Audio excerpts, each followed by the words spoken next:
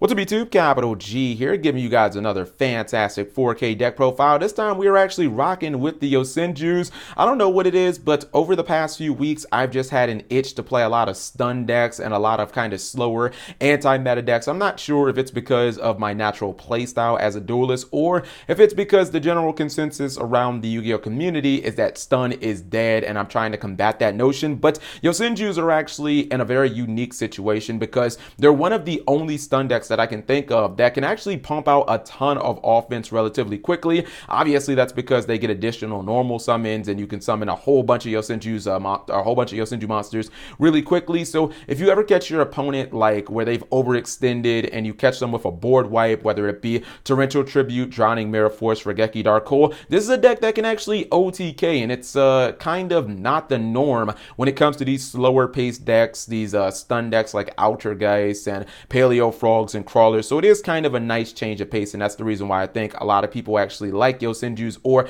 they would enjoy the play style. Now, I built this deck to primarily be kind of one-for-one focused, and the deck's point is kind of to simplify the game state as quickly as possible, to take one-for-ones whenever you can get them. You can catch your opponent with your board wipes, those being the cards that create massive advantage, also give you the opportunity to do a whole bunch of battle damage, and then the way that you recover is with cards like Card of Demise, and you can also make pluses with like Heavy Dust Storm. So I feel like this deck can grind the early game down relatively quickly, and then you can just like explode over your opponent. And since nobody's really playing battle traps right now, you don't really have to worry about those. So let's go ahead and jump into the deck. The monster lineup is extremely standard, so don't look for me to reinvent the wheel there. I mean, pretty much like 3-1 is standard. This is your main form of removal. When it comes to monsters, I mean, there are some untargetable things right now, unfortunately, in the format. You have like Borolo Dragon, that can be a little bit of a problem. Same thing goes with the Spiral monsters if your opponent has Spiral Resort, but outside of that, this is still a fairly decent monster. There may be once every blue moon where your opponent does have a spell or trap card that you do want to bounce. It's not going to come up that often, but the thing is, you don't just use this card because of its like bounce effect. You do use it because it gets you additional normal summons of your Yosenju monsters, and additional normal summons means additional damage for this deck. So you need it to get your plays going.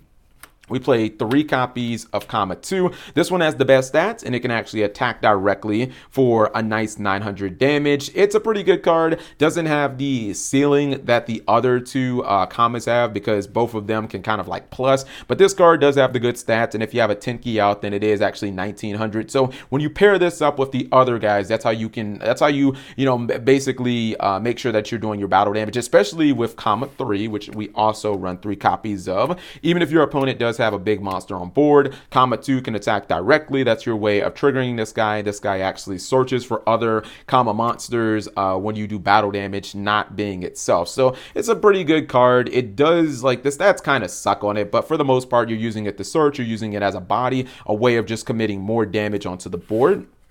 And then finally, for the last Yosenjus, I run 2 copies of Sujin. So Yosenjus are not going to run that high of a monster count. I do not run the scales because I feel like they just don't have that much value, to be honest. But yeah, this is kind of like, it's kind of like a baby honest. I do like the fact that you can normal summon it. You can give 1000 attack to any of your other Yosenjus, including itself. So it can be a 2000 attacker, which if you attacked for 2k directly, that can add up against your opponent. All right, so that's it for the Yosenju monsters. Now, I do run 3 copies of Ash Blossom, so I was debating Ash Blossom in this deck. At first, I was experimenting with other things like Mistake, and I was like, nah, I do too much searching with Pot of Duality and Tenki and whatnot. So what this card does is, this card should be at least decent against most of the meta matchups across the board. At the very least, you can hit a Terraforming. Hopefully, if your opponent does summon something like Joker, you will have to take a neg, but that's fine. You just don't want your opponent to completely explode on you. Even taking a 1-for-1, like taking a 1-for-1 against something like a Pot of Desires is the best case scenario, because then you're slowing down your opponent to your pace, but you still have massive blowout cards when your opponent is probably not going to have those to use against you. So I felt like this card was pretty good. Also, it's not something you have to commit to the board, and it's a way of getting a card out of your hand going second, and then you can still have like the Card of Demise. Like if your opponent activates Pot of Desires and you throw an Ash Blossom at them, that gives you that takes a card out of your hand. But if you have Card of Demise, you're going to recover a bunch of cards anyway, so you'll definitely take that 1-for-1. I also run Max C. Even if I wasn't running the Ash Blossoms, I would run Max C. I think Max C and a vacuum is like the best card in Yu-Gi-Oh! The reason I run Max C in every single deck is because it's the one hand trap that can become other cards. So at very least, it's going to generally be an upstart during your opponent's turn that kind of deters them from doing a whole bunch of, stupid shenanigans. But at best case scenario, it can turn itself into 2 and 3 cards. And you're going to want to go second with this deck. So Max C makes even more sense there. For the spell cards, we run 3 copies of Card of Demise because this card is too good. This card actually, it might not get Ash Blossom because there are so many searching cards in this deck. There are other things that you might do. Like sometimes if you just throw a Tenki out there, your opponent might just be inclined to hit the Tenki. Then you can summon your Yosenju monsters and you activate Card of Demise and just becomes like a +2, and it's just so good because you can still do battle damage. You can activate this in main phase 2. And the cool thing about Card of Demise and Yosenju specifically is that you can resolve Card of Demise first when you have no cards in your hand because you drew your cards and you put them on the field, and then you can resolve your Yosenjus after that. So when you basically discard nothing and then the Yosenjus bounce after the Card of Demise has resolved. So this card works really, really well in this deck, and again, you can do all your battle damage before activating this card. So awesome recovery, basically like it's kind of like a little win condition in this deck, the ultimate recovery card. We want to make this deck as consistent as possible. I feel like in Yu-Gi-Oh, if you're running Card of Demise, I feel like you need to be running Duality as well. I kind of feel like these cards are a package deal. Yes, it takes up a bunch of spots in your main deck. It takes up like 6 spots, but they're just so powerful, man. Like this card makes your hands like much more consistent, and then this card is just like draw 3. Why the fuck wouldn't you want to draw 3 in every Yu-Gi-Oh deck ever? So I feel like these cards are kind of a package deal, and when you don't have that many powerful monsters in the Yosenju archetype, you need to rely on other powerful cards. This gets you to your other powerful cards more consistently. I mean, yeah, sometimes you'll open up with 2 dualities, but that's the luck of playing Yu-Gi-Oh. So 3 copies of Tenki. We run a very low monster count. What is my monster count off the top of my head when I talk about Yosenju monsters? 3, 3, 3, 2. So that's 11. So basically this gives you more opportunities to get your monsters, and it gives you a nice little 100 attack gain. It used to suck during when people would play like Ragna Zero, but people don't run that card anymore. So this is going to be fairly safe. And again, sometimes this can be used to actually bait out things like Ash Blossom, and you still get the 100 attack gain. Can be relevant if you have like 3-4 monsters.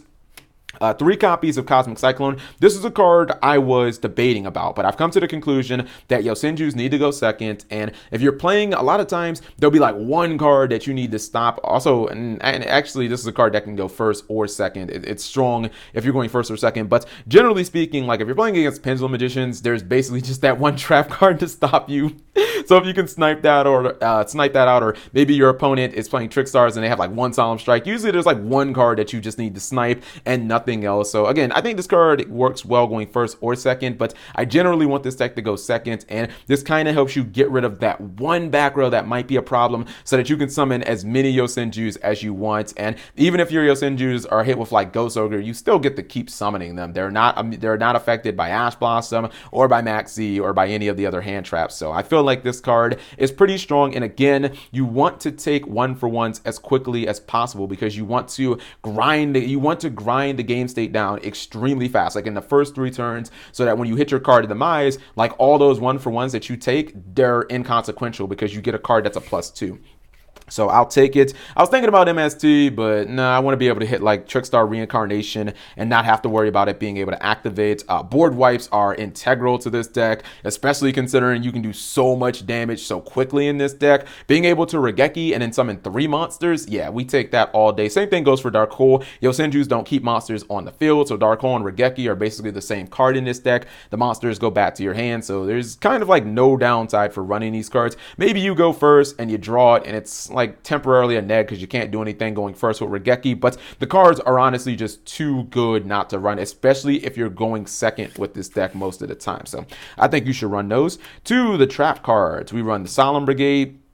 I was thinking about maybe just running 2 Solemns and fitting something like a breakthrough skill or lost winds or something like that in this. But, being able to stop the summons, like the pendulum summons and the extra deck summons, is kind of important for this deck. Sometimes I do worry about the life points because with Yosenjus, you don't usually have any monsters on the field during your opponent's turn. So your trap cards kind of have to like play defense double time because your monsters don't do that for you. But I think that the Solemn Brigade is kind of too strong in this deck, considering that like Yosenju's secret move is so like fucking unplayable. I don't know why they made that card require Yosenju in your or on the field. They should have just made it like you can like reveal Yosenju in your hand or something.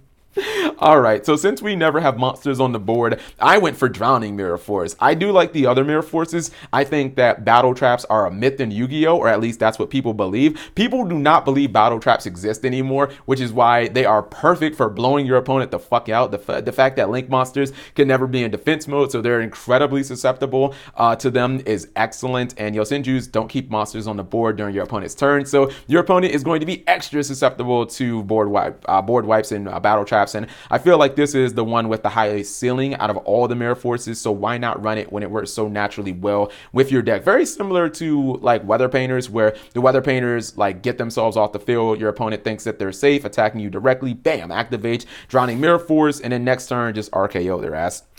I run 2 copies of Heavy Storm Duster. I like this card because if you are going for first, it just, it can crack a whole pendulum scale. It can get rid of a field spell as a 1-for-1. Like, take those 1-for-1s. But best case scenario, maybe your opponent is playing a deck where they have a couple of back row or something like that, and it actually is just a nice little +1. +1s are pretty good. I think that this is better than Unending Nightmare in this deck because in Yosenju's, like, I am running 3 strikes. I don't want to run too many cards that cost life points, because then you're like one opportunity, you're one like scapegoat play away from your opponent like being able to kill you in that case. So I feel like this card is actually a little better. I do run 2 copies of Lose One Turn. So the thing about Lose One Turn is, and I debated about this, I was like, man, is this card even still good enough to run in this deck? I mean, I haven't shown you really any special summon cards so far. The thing about Lose One Turn, yes, I know the Link monsters can't go in defense mode. It does stop them from activating their effects during that turn. For things like Spiral Double Helix and for cards like Heavy Metaphors Electromite, that is important because not only do those monsters still get or do not get their effects, but they're still in attack position, which means they're still susceptible to Mirror Force. So I think I just like this card, and even if you're not hitting Link monsters, or if you aren't hitting Link monsters, then you do slow your opponent down for 1 turn, and that means that maybe you can capitalize off of something like a Dark Hole or a Regeki. So I feel like this card is good. People used to run like 3 of it back in the day. It's not good enough to run 3 copies of, not anymore anyways. And then I run a couple of 1-of traps. These are like power cards in my opinion. I wish if Torrential was at like 3, I wouldn't even run like these 2 cards. I would just run 3 Torrentials because it is a really good blowout card. But unfortunately, we only have 1 Torrential Tribute, which is kind of like the best thing because again, you don't have monsters on your field except during your turn. You're not going to Torrential then. But yeah, I think that these cards all serve a decent purpose. I think Bottomless is probably the worst of these 3 because there are a lot of monsters that can activate on summon, but it's still an okay card. I mean, we do have a trap shortage. Basically, like every good trap card I'm running in this deck. So there's a little bit of a trap shortage, but you just need to run a whole bunch of traps.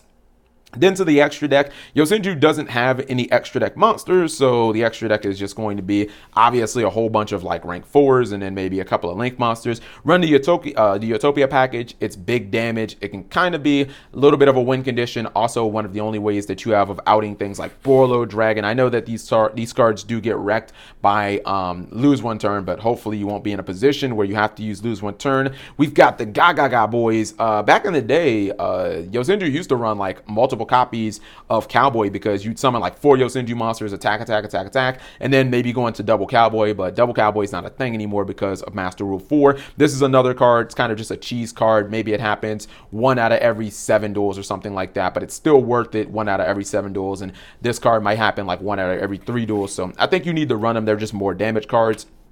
This card gets you Tinky. It also becomes a temporary skill drain against your opponent, so you're definitely going to run that. Dark Rebellion Sea Dragon, another cheese card. If your opponent does put a very big monster on the board, it can be something that you can actually copy, or if your opponent puts an untargetable monster on the field, maybe they put another monster on the field that can be targeted, and you can run the untargetable monster over off of the Dark Rebellion Sea Dragon's effect. This is a card that you probably don't have to run. Maybe you think Utopia the Lightning is just generally better. I run these two. I feel like they kind of serve similar purposes. They're just spot removal. This one obviously for back row Tornado Dragon. This one obviously being for monsters and Castone. Run Lightning Chidori, which I guess kind of covers the ground of both of those two cards, so maybe I should have put them together. Lightning Chidori, this is a wind archetype. Basically, like all archetypes that are wind and level 4 base, like Harpies and Yosenjus, always run this card because pretty good. A copy of Abyss Dweller, in case you happen to run into something random like Mermills. Anything that is like super graveyard based, maybe you run into Dark World or something. And even though this card, I think, number 41, like it doesn't, not like it kind of works against what this deck wants to do.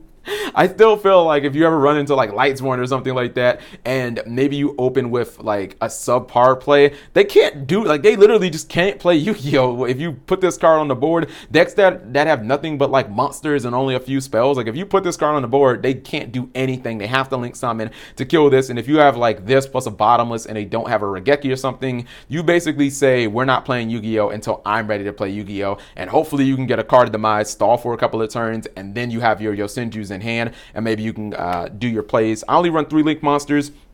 I don't even think, honestly, they're that important. I think Akashi might be the most important out of these 3, simply because Akashi can be made with any 2 of the Yosenju monsters. It can be a way of bouncing a card like a Decode Talker that's way too big that you can't target with your comma 1. I do run Decode Talker. I don't even know if I'll ever actually summon Gaia Saber, but you know, you run him because he has a little more attack in case you can't get something linked up with Decode Talker. But yeah, these are the only links that you're probably going to need in this deck. Maybe when the Win Link 2 comes out, you'll definitely run that. That'll probably replace Akashi, but for the most part, the Xyz are a little more important. So hopefully you guys enjoyed the deck profile. Give the video a thumbs up if you did. Thank you for watching. As always, subscribe if you have not already. Turn on that notification bell for daily videos.